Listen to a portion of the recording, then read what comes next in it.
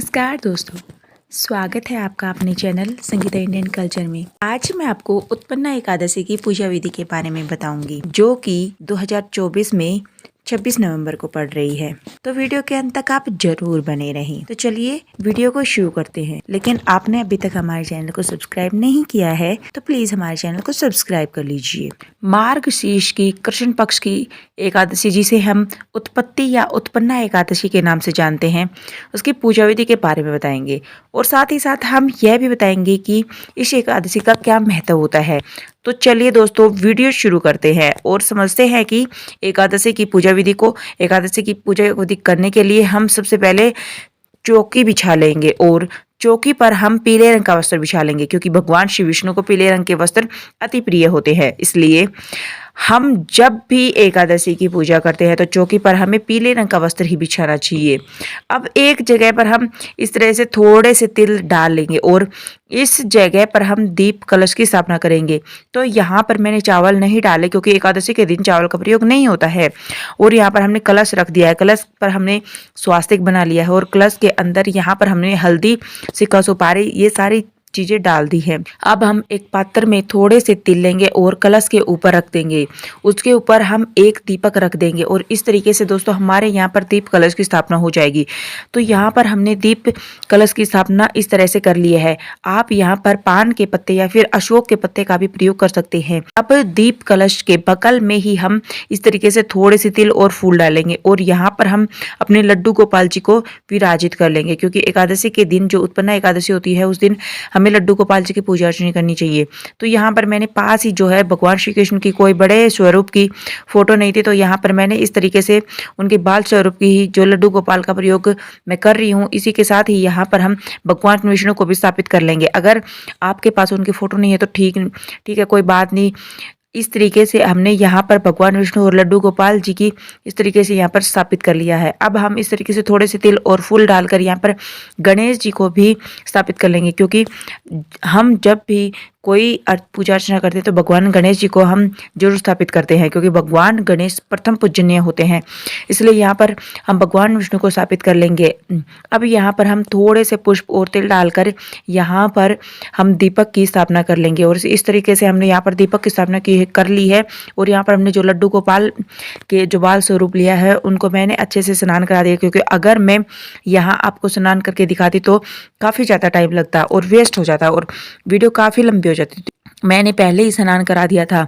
अब हम यहाँ पर सारे देवी देवताओं को फिर से भाव स्वरूप इस तरीके से स्नान करा देंगे। यहाँ पर हमने सारे देवी देवताओं को इस तरीके से शुद्धिकरण कर लिया। और दोस्तों, जब आप लड्डू गोपाल जी को स्नान कराएं तो उसमें हमें पंचामृत से स्नान कराना चाहिए, जिसमें दूध, दही, जल, शहद और गंगा जल, इन सारी चीज़ों से ही हमें लड्डू गोपाल जी को स्नान कराना चाहिए। अब इसके बाद में हम सभी देवी देवताओं का यहाँ पर पूजन कर लेंगे।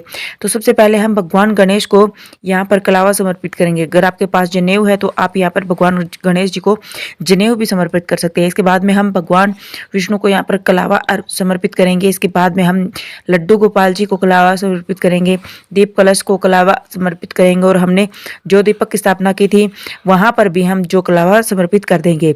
इस तरीके से हमने यहाँ पर जितने भी देवी देवताओं की स्थापना है वो कर दी है। सबको यहाँ पर हमने कलावा समर्पित कर दिया है।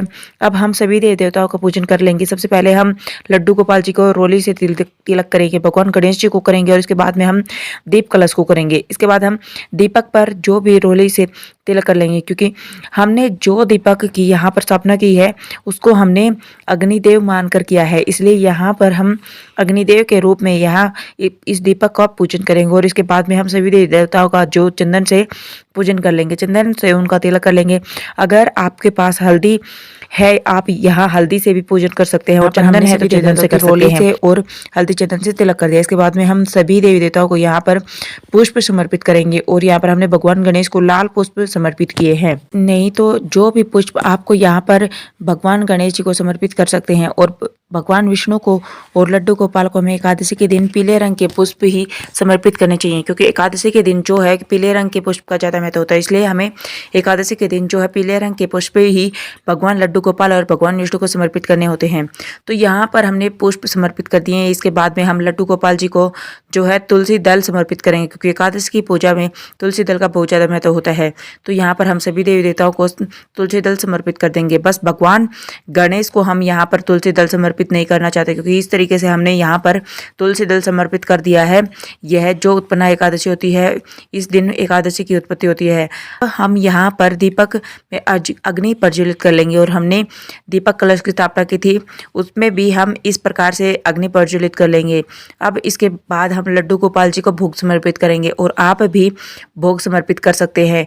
तो इसमें तुलसी दल आवश्यक रूप से हमें रखना चाहिए, क्योंकि इस तरीके से हमने जो भी आपके पास मौसमी फल हुआ आप यहाँ पर भगवान श्री कृष्ण को समर्पित कर सकते हैं। बस एकादशी की जो पूजा होती है उसमें अन्न का भोग समर्पित नहीं करना चाहिए। कोई भी मीठा मिष्ठान की फिर दूध से बनी मिठाई आप यहाँ पर समर्पित कर सकते हैं। इसके बाद में हम भगवान गणेश को अलग से भोग समर्पित करेंगे, क्योंकि उनके भोग में हमने तुलसी दल नहीं डालना होता है।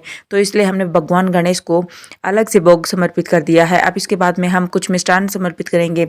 सबसे पहले भगवान गणेश जी को, उसके बाद में लड्डू गोपाल जी को यहाँ पर हमने मिष्ठान रूप मिश्री समर्पित कर दी है, और लड्डू गोपाल जी को हम भोग समर्पित कर देंगे। इसमें हमने तुलसी दल भी डाला है। कुछ यहाँ पर इस तरीके से हम ड्राई फ्रूट भी डाल समर्पित कर सकते हैं। तो जो भी आपके पास भोग प्रसाद है आप यहाँ पर समर्पित कर सकते हैं।